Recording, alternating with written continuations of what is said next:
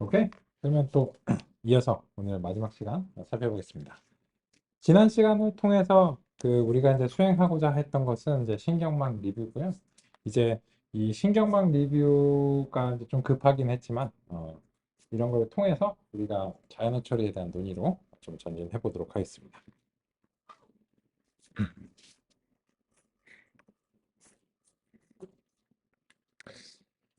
그러면 이제 이 손글씨 숫자 이미지 인식을 통해서 우리가 이제 신경망 이제 리뷰를 한 거를 최소한의 이제 근거를 가지고서 이제 다음 사항들로 이제 전진을 해보려고 하는데요.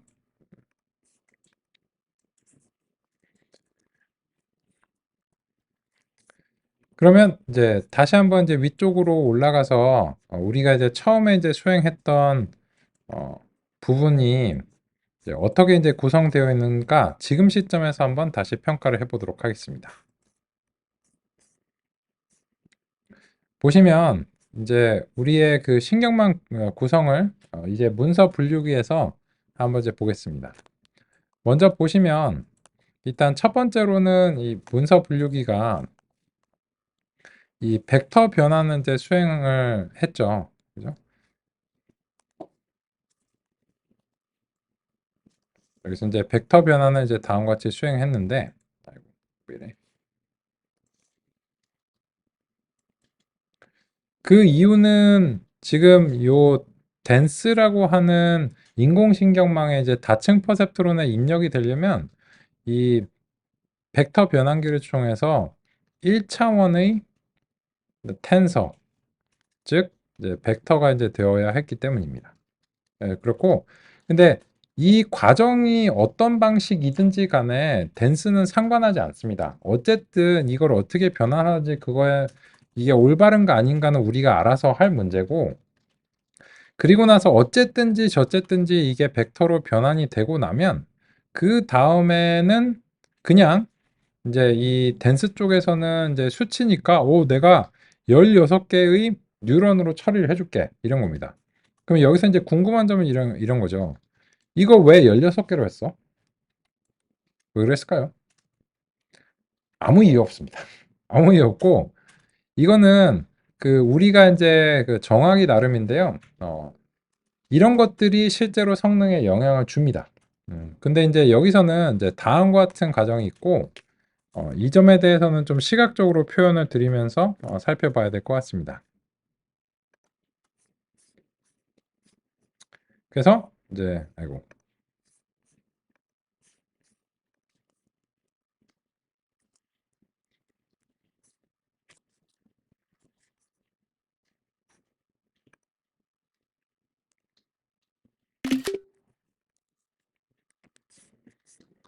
이 점은 이제 아까랑 이제 비교해서 좀 이제 살펴보겠습니다. 예, 가끔씩 이제 이 화이트보드들도 그 네트워크랑 이제 동기화 상태를 이제 확인을 하는데 중간에 좀 문제가 생기면은 이제 다시 한번 이제 갱신이 좀 필요해서요. 가끔 이럴 수 있습니다. 그러면 이제 예전과 이제 비교해서 여기에 대해서 같이 한번 이제 보겠습니다. 그러면 지금은 이제 보시면 이 카테고리컬 인코딩에서 아까 이제 말씀드린 것처럼 총 이제 아이고 왜 이래?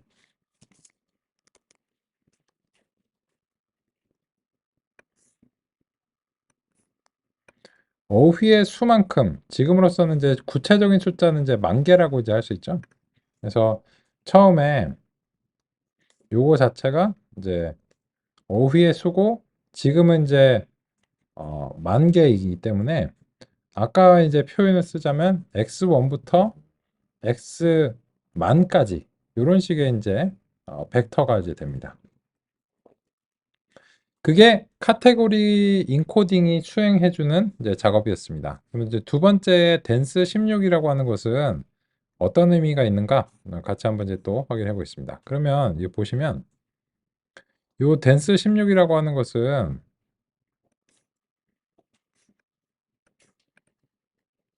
요런 느낌입니다.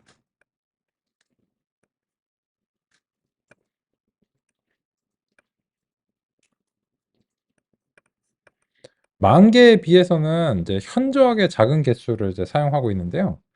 여기서는 이제 요 x라고 하는 표현 대신에 좀 다른 표기를 쓰겠습니다. 얘는 그 지금 dense라고 하는 것이고 이 dense 16이라고 하는 것이 어떤 의미인가 라고 하는 점을 말씀드리고 싶고, 여기서는 이제 입력이 다른 형태로 이제 변환이 됐다라고 하는 측면에서, 그리고 이것은 은닉층이죠. 그래서 이 은닉층이라는 측면에서 이 은닉층은 이제 히든 레이어의 번역입니다. 아까 이제 말씀드린 것처럼요. 그런 이유로 인해서 요 그 댄스의 경우에는 지금 H1부터 H16까지 총 16개의 출력이 발생합니다. 그러면 이 말이 이제 무슨 말인가? 라고 하면 이 신경망에서 지금 만 개, 첫 번째로는 만 개짜리의 그 입력을 이제 받았는데, 이게 첫 번째 은닉층에서는 이거를 처리해서 최종적으로는 16개의 출력이 된다는 겁니다. 근데 이 말이 무슨 말이냐면, 이제 만짜리의 입력이 S 바이 만짜리의 입력이 여기서는 최종적으로는 S 바이 16개로 이제 줄어들기 때문에 극히 많이 줄어든 거죠. 근데 이 점이 이제 왜 이렇게 이제 했냐라고 하면은 다음 같은 이유입니다. 여기 보시면 이게 아까 카운트 벡터라이저는 대부분은 0으로 채워져 있다고 말씀을 드렸어요. 그러니까 사실은 정보가 대부분 없거든요. 그냥 대부분 다 비어 있기 때문에 이 유닉층이 하는 일이 무엇이냐면 입력을 어떤 다른 형태로 변환해 주는 과정입니다. 그러니까 신경망들의 각 계층들은 다 변환을 하는 과정이거든요. 근데 이 만짜리를 16짜리로 변환했다는 거를 제가 비유적으로 말씀드릴게요. 이거는 이제 그 삼성전자의 그 납품한 이제 동영상에서도 그런 식으로 이제 비슷한 비유 드렸는데, 그 제가 가족들이랑 가끔 이제 이케아 가고 뭐 크리스마스 시즌에 좀 예쁘게 꾸며놓고 뭐 그랬다면서요. 그죠? 근데 지난주에 가봤는데 뭐 그렇게까지 뭐 많이 하진 않았더라고요. 어쨌든 거기 돈가스가 맛있고 하니까 막 갑니다. 근데 가끔 이케아 가가지고 이렇게 돌아다니 보니까 어느 날은 갑자기 긴급한 방송이 나오는 거예요. 좀 갑자기 코드 99, 코드 99 이렇게 나오는 거예요. 깜짝 놀랐지. 빨리 탈출해야 되나? 뭐 엄청 깜짝 놀랐거든요. 근데 이제 만약에 그랬으면 뭐 화재 대피 경고니까 빨리 탈출하라 이런 식으로 얘기했을 텐데 그냥 코드 99 이렇게만 얘기해. 전 직원한테 코드 99 상황입니다. 코드 99 상황입니다. 이렇게만 얘기하는 거야. 그럼 우린 모르지. 그래갖고 그 우리 부인이 막 검색해봤어요. 코드 99가 뭐냐. 그냥 안 알려주니까. 그래갖고 인터넷에서 확인해 보니까는 그 미아가 발생한 상황이래요. 근데 그거를 내부적으로 직원들만 알면 되는 거지 고객들하고 그걸 공유할 필요는 없는 상황인 것 같아요. 그래서 이제 그런 경우에는 이제 여러분 미아가 발생했습니다. 직원 여러분들께서는 그 미아가 발생했으니 뭘 해주시 이렇게 자질구레하게 설명하는 게 아니고 그건 내부적으로 훈련이 되어 있고 그냥 코드 99 상황입니다. 그러면은 뭘 해야 되는지 아시죠? 그건 내부적으로 공유가 되어 있거든요. 그렇다면 이런 거죠. 이해가 발생했습니다라고 하는 문장이 있다면 그 문장을 코드 99라고 하는 걸로 이제 코딩을 하고 변화를 해줄 것입니다. 마찬가지로 우리가 이 영화는 어쩌고 저쩌고 어쩌고 저쩌고 근데 그거를 뭐 대부분 다 비어 있고 16개 정도의 숫자로 표현하면 돼. 라고 하는 가정을 가져온 것이 현재 문제입니다.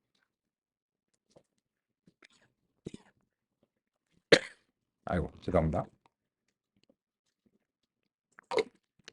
그래서 이제 방금 전에 이제 소개해드린 대로 이제 이 현재 입력을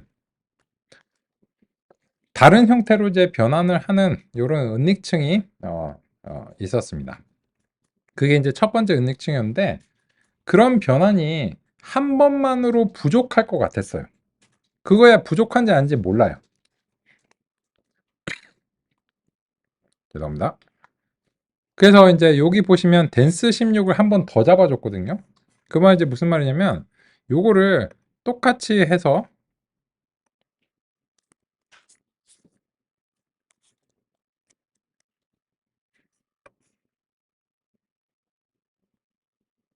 요런 식으로 했다는 이제 얘기고요. 그래서 여기서는 그 이게 동일해야 될 필요는 전혀 없습니다. 이전에 16개로 했다고 해서 이거를 또다시 16개를 할 필요는 없거든요. 근데 여기서는 일단은 그렇게 했어요. 그 뭐 이유는 차치하고서는 일단은 이제 그렇게 이제 한 상황입니다.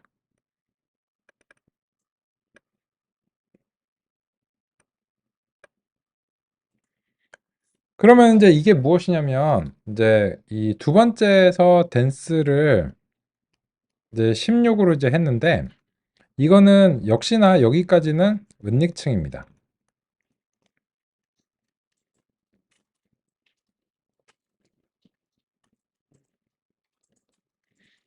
그러면 이거는 뭐냐면 그 여러 부서가 있는 것에 비유할 수 있습니다. 그러면 코드 99 상황이 발생했습니다. 하면은 그거에 대해서 대응해야 되는 부서가 있을 수도 있고 없을 수도 있잖아요. 그죠? 어떤 부서는 그냥 일단 미아를 찾는데 집중해야 되는 그런 어떤 그 보안 부서나 뭐 방제 부서가 있을 거고 그 그냥 그 고객하고 지금 상담하고 있는데 미아가 발생했으니까 잠깐만요 하고 자기 박차고 일어나고 막 미아를 찾으러 돌아다니고 그러지 않을 가능성이 높죠.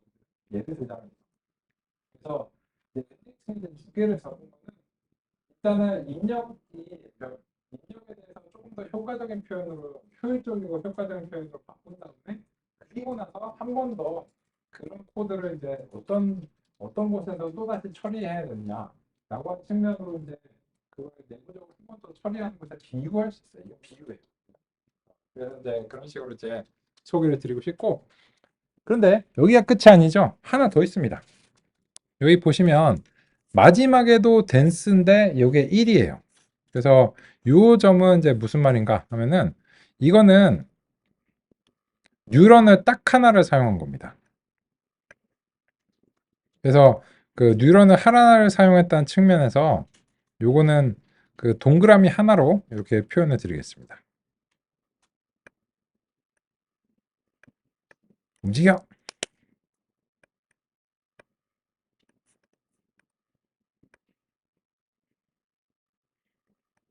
그죠? 그래서 이 경우에는 이제 요렇게 이제 하나를 이제 했는데 이거는 그 댄스 1입니다. 그래서 요게 1인 경우에는 지금처럼 그 뉴런 하나 사용했기 때문에 이제 네모보다는 이렇게 이제 동그라미로 하나 표현했고 요게 동그라미 16개를 그린 게 귀찮아서 네모로 표현을 했습니다. 그러면 여기는 다른 것과 구분해서 얘는 출력이라는 의미에서 5라고 제가 표기를 하겠습니다. 그리고 그게 이제 하나밖에 없고 그러면 여기서 뭐가 발생하냐면 실제 출력이 발생하고 이 출력을 입력을 x라고 표기하고 출력을 y로 표기하는 유구한 전통에 의해서 그죠? 다음과 같이 이렇게 이제 표기를 하겠습니다. 그러면 여기서는 왜 하나의 뉴런을 이제 발생시켰는가 하면은 지금의 경우에 이 우리가 분류를 하는 문제인데요. 유형을 영어로 이제 클래스라고 이제 부르죠. 근데 지금 이 문서의 유형이 긍정적이냐 부정적이냐 둘 중에 하나인 이제 상황이고요. 이런 상황들을 이제 뭐라고 부르냐면 이제 이진 분류라고 부릅니다. 이진 유형을 분류하는 것이죠. 그죠? 그러면은 두 개를 해야지 왜 하나만 했어? 라고 생각하실 수 있어요. 두 개를 해도 됩니다. 해도 되는데 근데 하나만 해도 할 수 있기 때문입니다. 무슨 말이냐면 예를 들어서 둘 중에 하나예요. 그럼 동전 던지기를 한다고 생각해 보세요. 앞면이 나왔어요. 그럼 뒷면 아닌 거죠. 그냥 뒷면이 나왔어요. 그럼 앞면 아닌 거죠. 그래서 이게 예를 들어서 긍정이다라고 하면은 부정이 아닌 거니까. 그런 의미에서 이제 이진 분류의 경우에는 출력을 하나만 해도 되기 때문에 그렇습니다. 그래서 이제 그렇고요. 그래서 그러면은 이 현재 그림이 요 위에 있는 코드에 대한 시각적인 표현이다 라고 할 수 있습니다.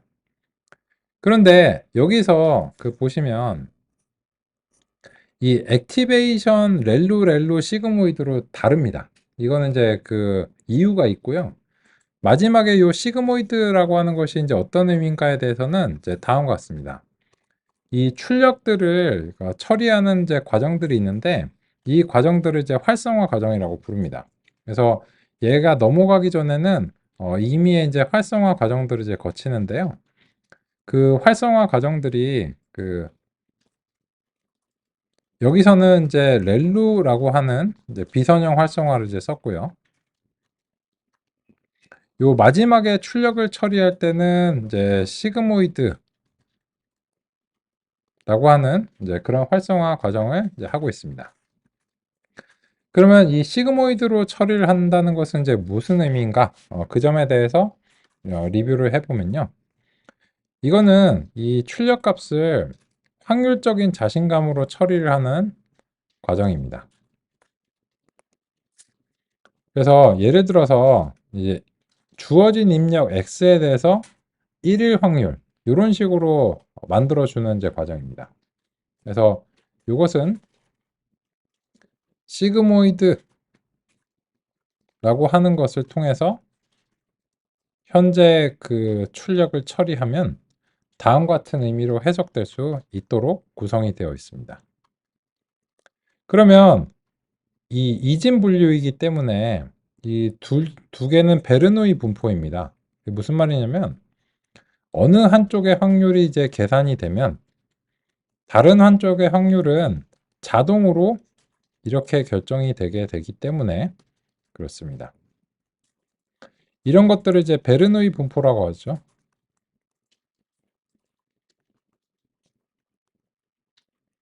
왜냐면 그 어느 한쪽의 확률이 90%면 다른 한쪽의 확률은 무조건 10%일 수밖에 없는 거죠. 다른 가능성은 없죠. 둘 중에 하나인 경우에는요. 그죠? 동전을 던졌는데 동전이 옆면으로 섰어. 이런 건 안 돼요. 그죠? 이런 건 없다고 가정하는 거고 안 된다고 가정하는 상황에서 그런 것들이 이제 베르노이 분포입니다. 그래서 지금 현재 구성한 이제 신경망이 다음과 같은 이제 과정을 통해서 입력을 처리를 해서 이런 식으로 내부적으로 변환을 수행한 다음에 결과적으로 이런 확률적인 자신감으로 결과를 냈다라고 하는 이제 그런 점을 우리가 이제 살펴봤습니다. 그죠?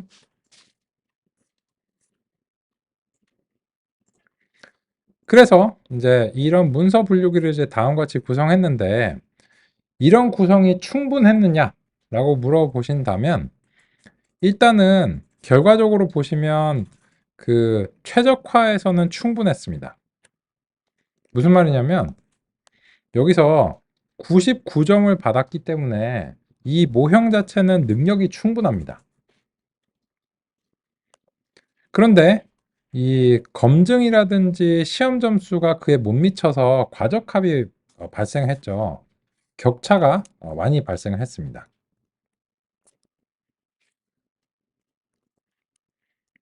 그죠? 그러면 이러한 원인이 무엇이냐라고 하는 것이 이제 우리 논의의 이제 관건인데요.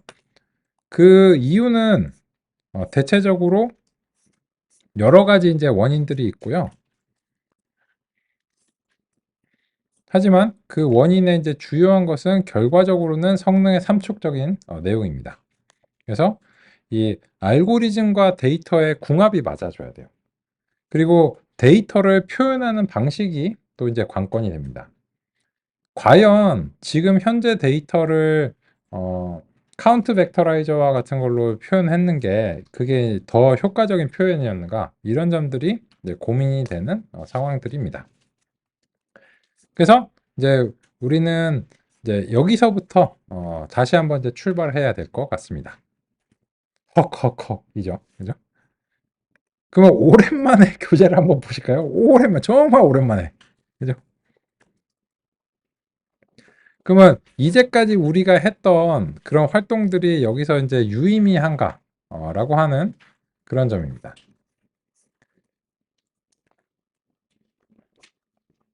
62페이지를 보면서 같이 이제 확인을 해보겠습니다. 단어 뭉치라고 읽을게요. 백 오브 워즈라고 하는 영어가 이제 그 제 입에 좀 안 익어서요. 그래서 백 오브 워즈 단어 뭉치 이거는 저자인지는 모르겠지만 어쨌든 이 주제가 문서의 단어의 빈도에 녹아 있을 것이다 라고 하는 이제 가정이 있습니다. 그러면 일단 이 단어 뭉치가 됐든 무엇이 됐든 이거는 벡터화 기법인 거죠. 기법이고 어떤 기법을 쓸 때는 그 정보에 대한 가정을 반영해야 됩니다. 정보 형식을 가정합니다. 근데 이러한 정보 형식을 가정을 할 때는 이 백오브 워즈에는 단어가 빈번하게 등장할수록 그 주제와 밀접한 연관이 있는 것이다 라고 이제 하는 것입니다. 근데 그런 것들이 실제로 만약에 반영이 되어 있다면 그 이 알고리즘이라고 하는 것은 정보가 거기 있다는 가정하에서 그거를 뽑아내는 도구입니다. 그게 무슨 말인가 하면 그 통조림 같은 게 있어요. 그러면 이제 이 통조림이 있는데 혹시 그런 경험 있으신지 모르겠어요. 지난번에 제가 그 우리 아들이랑 주말에 이제 피자 만들기를 하려고 했는데 막 그 유튜브에서 이제 동영상을 보고 이제 피자를 이제 만들기로 했거든요. 이제 밀가루는 있었어. 밀가루는 있어갖고 와 밀가루 반죽 열심히 했는데 토마토 그 페이스트가 없는 거예요. 그리고 야야 이거 빨리 내려갖고 편의점에서 혹은 이제 그 슈퍼에서 이거 그 토마토 페이스트를 이제 사와야 되겠다 해서 그 사왔어요. 근데 요 안에 이 깡통 안에 토마토 페이스트가 있잖아요. 근데 한 가지를 더 깨달았어요. 캔따개가 없네. 그러면 이게 정보가 요 안에 있는데 그 정보를 지금 접근이 불가능하잖아요. 그래서 이 정보를 캐내는 게 무엇이냐면 그 캔따개에 비유할 수 있는 게 그게 바로 알고리즘입니다. 근데 이 알고리즘이 아무리 훌륭해도 아무리 능력이 있어도 그게 빈 깡통이면은 정보를 추출하는 게 당연히 불가능하겠죠. 그죠? 그리고 이 알고리즘이 캔따개인데 여기서는 토마토가 다 으깨져서 페이스트 형태로 있다는 가정이 있죠. 그래서 이 캔만 따면 여기다가 그 토마토 소스를 이렇게 바를 수 있는 거잖아요. 근데 만약에 이 토마토가 그냥 싱싱한 토마토예요. 다 으깨지지도 않았어요. 그러면은 캔딱의 알고리즘으로 이거를 처리가 불가능하죠. 이거는 으깨는 과정을 따로 거쳐줘야 됩니다. 그래서 그런 과정이 뭘까요? 그런 과정이 전처리에 비유할 수 있어요. 근데 적절하게 전처리가 잘 되어 있다면 거기에 맞는 알고리즘을 적용해서 우리가 원하는 정보를 이제 획득할 수 있다라고 하는 이제 가정이 있습니다. 근데 그러면 이 어딘가에서 문제가 생긴 거예요. 그러면 이 전처리의 방법이 적절했나? 아니면 알고리즘이 적절했나? 이런 점들을 이제 고민해야 되는 이제 그런 상황입니다. 그래서 이 교재에서는 지금 단어 뭉치라고 하는 가정을 통해서 이제 수행을 했는데 그런 가정 자체가 언제나 다 맞지는 않고 또 여러 한계점들을 가질 수밖에 없다는 것입니다. 그런 한계점이 이제 뭘까요? 그 점을 논의하기 위해서 이제 우리 66페이지의 내용으로 전진을 해보겠습니다. 2.3절에 단어가 어떤 순서로 쓰였는가 라고 하는 66페이지의 새로운 가정을 한번 평가를 해보겠습니다. 그러면 이제 우리가 어떤 임의의 성능을 발휘했는데 이번에는 그 언어 모델에 대해서 이야기를 시작해 보겠습니다. 이 언어 모델이 현재 아시고 있는 랭귀지 모델,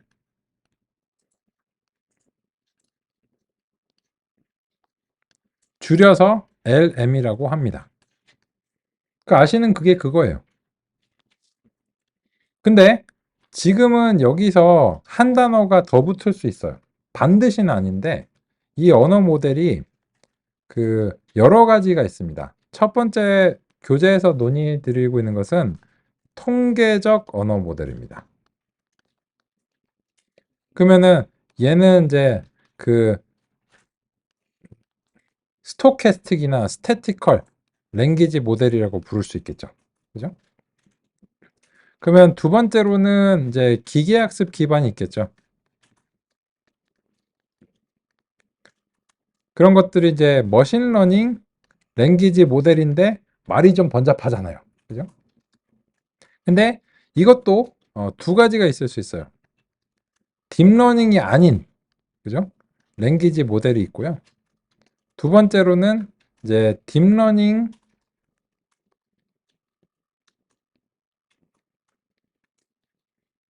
랭귀지 이제 모델이 있는데 보통 딥러닝 랭귀지 모델들은 뭐라고 부를까요?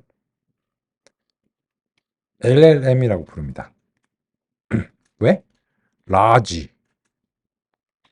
랭귀지 모델. 그래서 지금 그 뭐 라마라든지 챗 GPT라든지 이런 것들 가장 이제 대표적인 요새 이제 예시가 챗 GPT, 그죠? 그리고 그 페이스북에서 공고한 이제 그 라마, 그죠? 그 라마는 왜 라마냐? 라지 랭귀지 모델 AI 뭐 이런 거예요. 메타에서 개발한 이런 거고 또 이제 그 구글의 바드라든지 아니면은 이제 바드가 지금 이제 제미니가 되고 싶죠. 이 제미니는 왜 이름을 이렇게 지었는지 모르겠어요. 이거 그 별자리 이제 그 쌍둥이 자리 뭐 이런 건데 그럼 뭐 별자리 이름으로 저 랭귀지 모델을 만들려고 하는 건가? 뭐 그러면 뭐 염소 자리 뭐 개 자리 뭐 이런 걸 이제 비교하려고 하나? 잘 모르겠고요. 근데 이 언어 모델이라고 하는 것 자체는 이 방법론을 떠나서 일반적인 표현입니다. 근데 이 언어 모델은 중요한 과정이 있는데요. 그 단어의 순서가 중요한 정보를 가지고 있다라고 하는 가정을 하고 있습니다. 그 말이 무슨 말이냐면 이제 제가 다음 같은 간단한 예시로 좀 말씀을 드리고 싶습니다. 첫 번째 문장.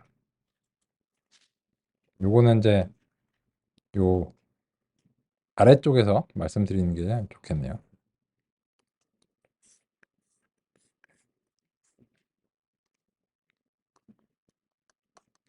순서가 곧 정보이다.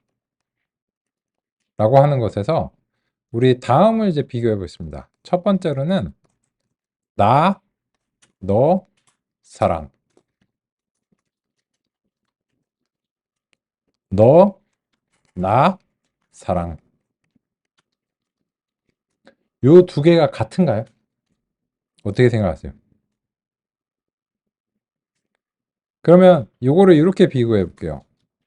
단어 뭉치는 어떻게 생각할까요? 단어 뭉치는 이 두 개의 집합을 비교합니다. 그래서 집합이라는 측면에서 이렇게 대괄호를 쓸게요. 나 있고, 너 있고, 사랑 있다. 라고 하면은 단어 뭉치적 측면에서는 1번과 2번은 등가입니다. 근데 여기에 대해서 이게 같다고 그 생각하신다면은 이게 문제가 되는 게 뭐냐면 이게 같지 않기 때문에 청춘에 수많은 문제가 발생하는 거잖아요. 나는 너를 사랑하는데 너도 나를 사랑하니? 그죠? 아닌데? 이러면 이게 난리가 나는 거잖아요. 그죠? 반대도 마찬가지고 여기서 드라마가 생기는 거 아니에요. 그러면 단어 뭉치적 입장에서는 왜 이게 두 개가 다르냐 이렇게 얘기를 할 텐데 언어 모델은 야 당연히 다르지. 왜? 순서가 다르잖아. 내가 너를 사랑하는 게 나는 주체고 너는 목적어이고 사랑은 동사. 근데 너나 네가 주체고 내가 목적이고 사랑이 동사. 그죠? 그러면은 동사의 대상이 다르니까는 주체도 주체와 대상이 다르니까 이 두 개는 같지 않다. 따라서 단어 뭉치와 언어 모델은 의견 일치를 못 봅니다. 이 두 개는 언어 모델에서는 반드시 달라야 됩니다. 그렇다면 우리의 그 자연어적인 관점에서 어떤 가정이 더 올바르다고 느끼시나요? 단어 뭉치가 더 올바른가요? 아니면은 언어 모델의 가정이 더 올바른가요? 제 생각에는 대체적으로 언어 모델적 가정이 좀 더 우리의 그 자연어에 대해서 효과적이라고 생각합니다. 그러면 자연어만 그럴까요? 두 번째 예시 보겠습니다. 프로그래밍 언어에서 x는 1이에요. 여기서 그리고 프린트 x를 하는 제 상황이고요. 반대로 프린트 x, x는 1입니다. 요 1번 상황하고 2번 상황인데요. 단어 뭉치는 어떻게 생각할까요? x 있고 1 있고 프린트 있잖아. 따라서 1번과 2번은 등가라고 생각하겠죠. 근데 랭귀지 모델은 이걸 어떻게 생각할까요? 뭔 황당한 소리냐. 어? x가 할당이 안 되는데 그게 프린트가 돼? 그런 얘기 하겠죠. 이거는 그 결과적으로 1을 출력할 거고 이거는 뭐를 할까요? 요거는 예외가 발생하겠죠. 왜냐면 x가 정의되지 않았기 때문이에요. 그래서 언어 모델의 입장에서는 이런 것들은 역시나 마찬가지로 1번과 2번은 전혀 같지 않다라고 얘기할 수 있습니다. 그런 측면에서 이 텍스트 기반의 데이터들은 순서가 굉장히 중요한 편입니다. 그죠? 그런 것들은 우리가 손쉽게 공감할 수 있다고 생각합니다. 그죠? 그래서 그런 측면에서 보시면 이제 이 교재 66페이지를 같이 한번 읽어보면서 확인해 보도록 하겠습니다. 언어 모델이란 단어 시퀀스, 확률을 부여하는 모델인데 단어의 등장 순서를 무시하는 단어 뭉치와는 달리 언어 모델은 시퀀스 정보를 명시적으로 학습을 합니다. 따라서 백오브워즈의 대척점에 언어 모델이 있다라고 말할 수 있다라고 합니다. 그러면 여기서 이 저자 같은 경우에는 시퀀스라고 하는 용어에 대해서 그 좀 더 명확하게 말씀을 하시지 않고 그냥 바로 제시를 했거든요. 그래서 이 점에 대해서 우리가 좀 표기를 말씀드리겠습니다.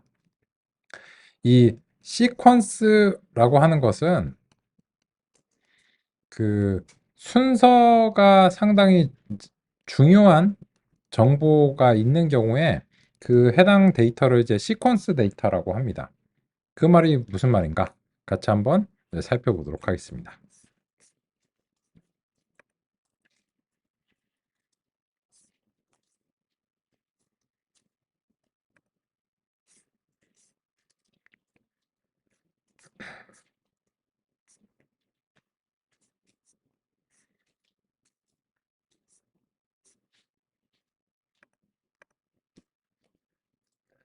언어 모델 자체인데요.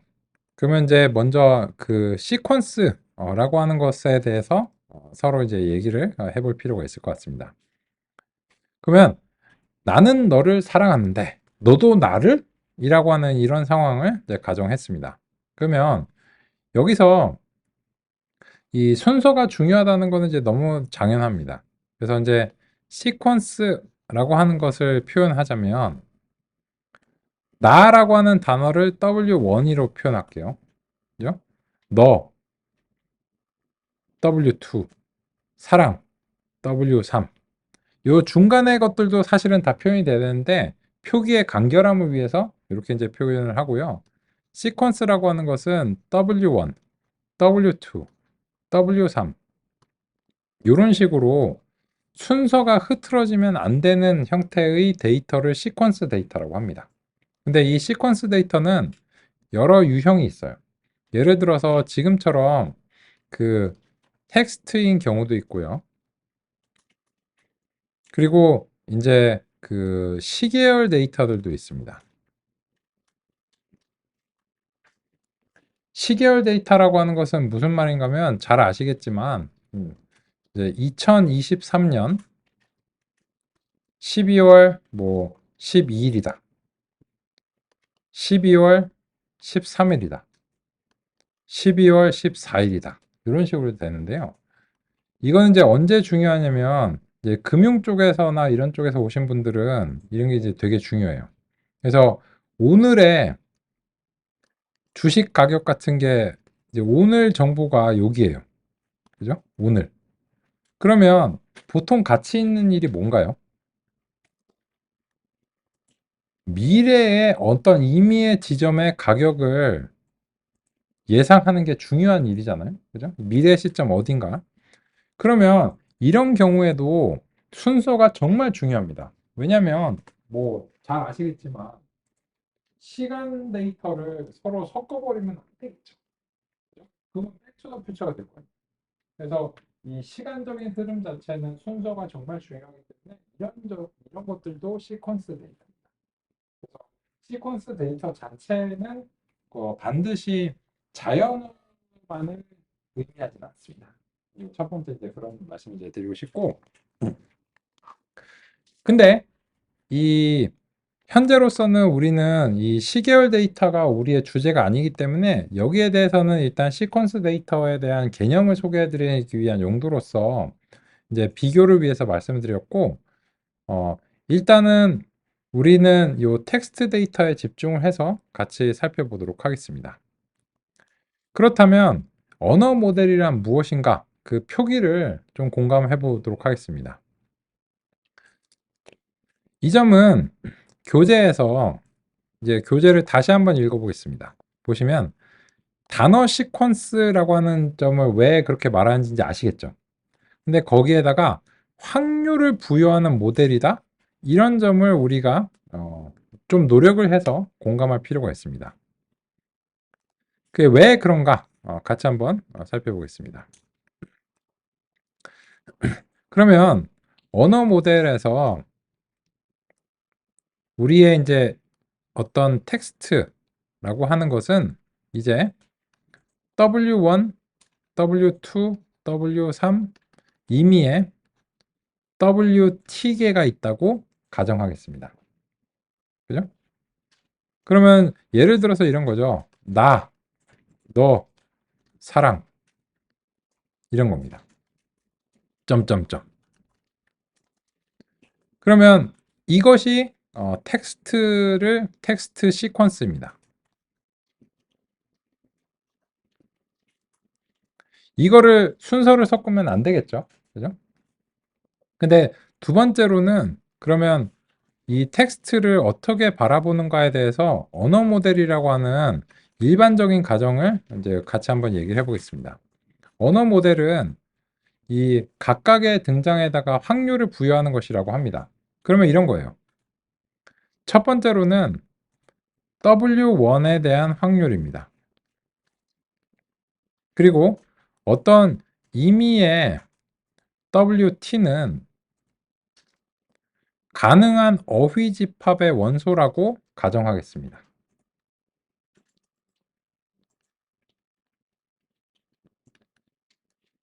그죠?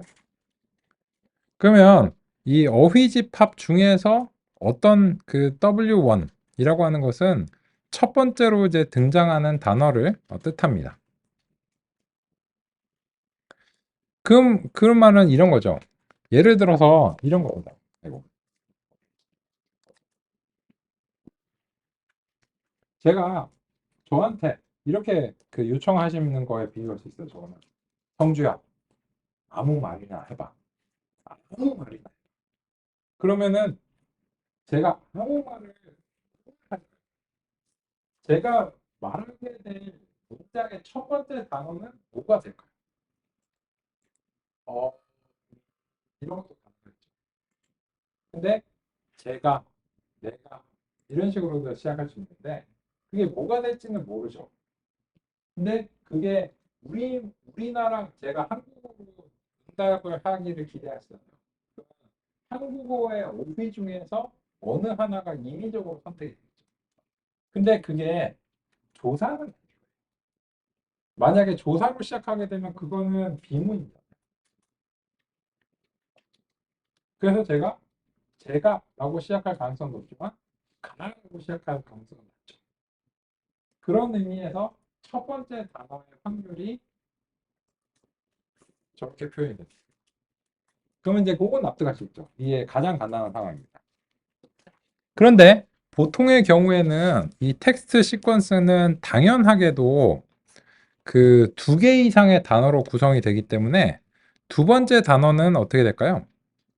두 번째 단어에 대한 확률은 아이고,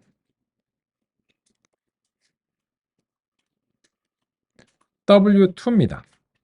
그런데 여기서는 중요한 전제가 있어요. W2는 이제는 그냥 W1과 같지 않습니다. W1이 무엇이다는 가정하에서 조건부 확률을 해야 됩니다. 예를 들어서 제가 제라고 시작했으면 다음 단어는 조사 중에서 가가 돼야 돼요. 근데 쟤는 이라고 말하면 그거는 이상하죠. 그럼 뭐 쟤는 이라고 말한 거야? 이렇게 되기 때문에 듣는 사람이 제가 하고 쟤는 완전히 다른 얘기예요. 그렇기 때문에 두 번째 단어의 확률은 첫 번째 단어에 영향을 받을 수밖에 없어요. 그래서 조건부 확률이 될 수밖에 없는 겁니다. 이 표기 납득하시죠? 그러면 이제 다음. 이제부터는 반복적인 내용이니까 한두 번 정도만 더 반복해 보겠습니다. 그러면 다음으로서는 이제 세 번째 단어의 확률에 대해서 우리 같이 한번 얘기를 해보면 세 번째 단어는 어떻게 표현이 돼야 될까요? 두 번째 단어에 대한 조건부 확률이다? 조금 더 가야 됩니다. 첫 번째와 두 번째 단어가 이거의 조건부 확률이 됩니다.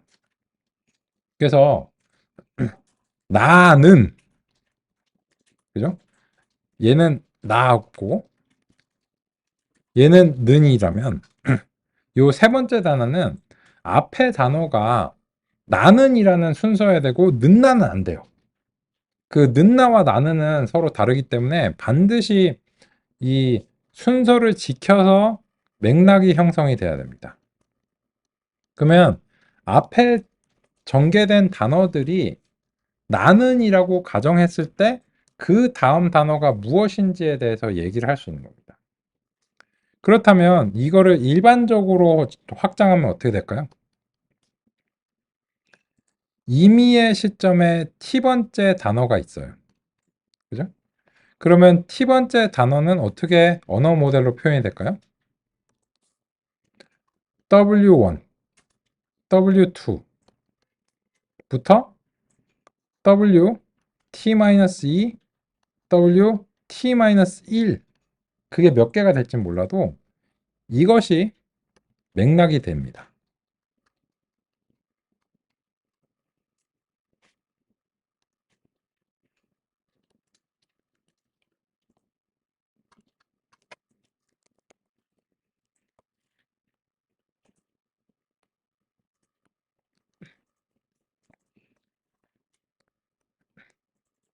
그죠?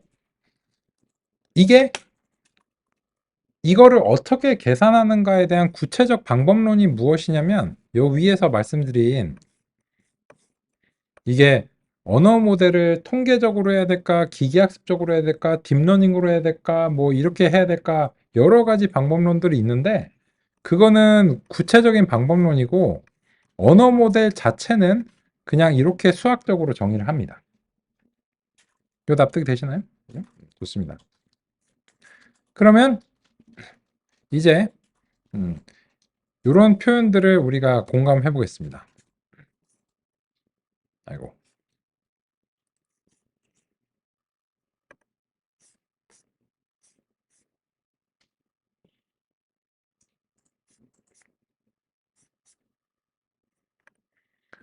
그러면 이 통계적 언어 모델 또는 언어 모델이라고 하는 것은 앞선 단어들의 조합에 대한 다음 단어의 조건부 확률이다 라고 하는 점이고요.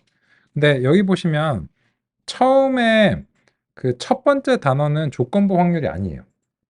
그냥 그 이 단어가 처음에 등장한 확률은 이제 그 이전에 맥락이 없기 때문에 얘는 맥락이 없어서 앞에 이제 그 나와 있는데요. 그 다음부터는 이 조건부 확률이 이제 되는 겁니다. 그러면 요거는 그 곱하기죠. 요거랑 비교해서 수학적 기호로 보시면 요거는 시그마 더하기잖아요. 그죠? 그러면 언어 모델이 무엇이냐라고 하면 그냥 이렇게 간단하게 말할 수 있습니다. 이게 언어 모델이야. 그러면 그 언어 모델을 구체적으로 어떻게 계산할 건데? 라고 하는 것과 관련해서는 이제 이렇게 정의를 하는 거예요. 첫 번째 단어는 그냥 하여튼 뭐 뭔 말이라도 해야지. 근데 이거는 뭐 적당히 이제 정해지는 거고, 그러면 두 번째 단어의 확률은 첫 번째 단어가 맥락이라는 가정하에서 두 번째 단어가 등장하는데, 이 첫 번째와 두 번째 단어가 이러한 순서로 동시에 등장할 확률은 이것의 곱하기로서 표현이 됩니다. 그러면 만약에 세 번째 단어가 있다면 그 세 번째 단어는 첫 번째 단어와 두 번째 단어의 조건부 확률에 의해서 자기 자신의 확률이 결정이 되고요. 그리고 얘가 혼자 등장하는 건 아니기 때문에 첫 번째 단어와 두 번째 단어가 이랬을 때 자기 자신의 확률과 곱해가지고 계속해서 내려가게 됩니다. 그러다 보면 최종적으로는 마지막에 이제 임의의 t번째 단어가 w1부터 앞에 있는 게 t-1번까지일 때 이런 식으로 이제 계산이 되는 것이 이제 언어 모델입니다. 휴! 그죠? 근데 하나씩 쪼개서 살펴보면 그렇게 어려운 내용은 아닙니다. 그냥 뭐 그 중학교 수준, 중고등학교 수준의 이제 통계적 지식이 필요하고 대체로 이제 상식적인데, 다만 굳이 이렇게 뭐하러 표현하냐라고 하면 이런 느낌이에요. 그 최근에 이 챗 GPT를 해킹하는 그런 실험들이 많이 있거든요. 그 최근에 그 실험 중에 하나가 뭐냐면, 챗 GPT야 어떤 단어를 무한 번 반복해봐 라고 하면 막 얘가 반복하다가 갑자기 자기가 훈련한 데이터를 말하기 시작한대요. 그거 유튜브 동영상에 공개되어 있습니다. 근데 그게 제가 여기서는 하지 않을게요. 왜냐면 약관 위반이라서. 그러니까 약관 위반이 돼서 이제 제 계정 정지될까 봐 하지 않을게요. 하지 않을 텐데 그 새로운 계정 파서 해보시고요. 그죠? 하시고 싶으면 무료 버전에서. 근데 그 챗GPT가 제가 아무 말이나 해봐라고 해보겠습니다.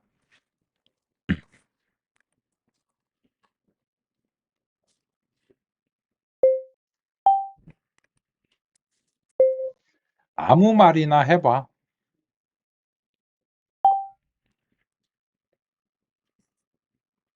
그러면 지금 막 이렇게 됐잖아요. 얘가 이렇게 나오잖아요. 이렇게 순차적으로 나오잖아요. 이거를 뭐라고 하냐면 오토 리그레시브라고 합니다. 그게 무슨 말인가 이제 같이 한번 이제 확인하면서 말씀을 드릴게요. 그럼 아무 말이나 해봤는데 그러면 이렇게 되는 거죠. 우리의 이제 현재 표기에 따르면 알겠어요. 얘가 뭘까요? 얘가 W1인 거예요. 근데 이 모형이 지금 이제 이렇게 이제 있는데 우리가 아무 말이나 해봐라고 이제 요청을 이제 줬어요. 그러면 얘는 이제 언어 모델이니까 이 언어 모델에서 그러면 첫 번째 단어를 뭔가는 말을 해야 되겠죠. 그죠? 말을 했는데 그러면은 첫 번째 단어가 알겠어요예요. 알겠어요고 여기서는 이제 여러 가지 맥락이 들어가는데 일단 이 단어는 무엇으로부터 사실은 그 나왔을까요? 정확하게는 이거는 이제 표현하자면 이제 우리의 입력에 대한 조건부 확률적인 측면이 있겠죠. 첫 번째 단어는. 근데 자기가 말을 해놓고 나면 그 두 번째 단어는 자기 자신이 말했던 거를 고려해서 그 다음 단어가 이제 되는데 자기가 이 첫 번째 단어는 누가 생성한 거냐면 모형이 생성한 거죠. 그래서 자기가 말했던 게 다시 입력이 되는 거예요. 그래서 이런 거를 뭐라고 부르냐면 지가 말했던 게 다시 들어가서 다시 두 번째 단어가 나오는 이런 과정을 오토 리그레시브라고 합니다. 즉 이거는 모형이 자기가 생성한 입력을 다시 자신의 입력으로 받아서 다시 출력을 내는 이런 과정이고요. 현재의 랭귀지 모델들이 이렇게 동작을 합니다. 그래서 우리는 오늘 신경망에 대한 리뷰, 그리고 실제로 단어를 벡터로 변환하고, 그리고 벡터로 변환하는 몇 가지 과정들, 기본적인 큰 틀에서 살펴봤습니다. 내일은 인베딩에 대해서 얘기를 하고 싶습니다. 오늘은 여기까지 살펴보겠습니다. 수고 많으셨습니다. 감사합니다.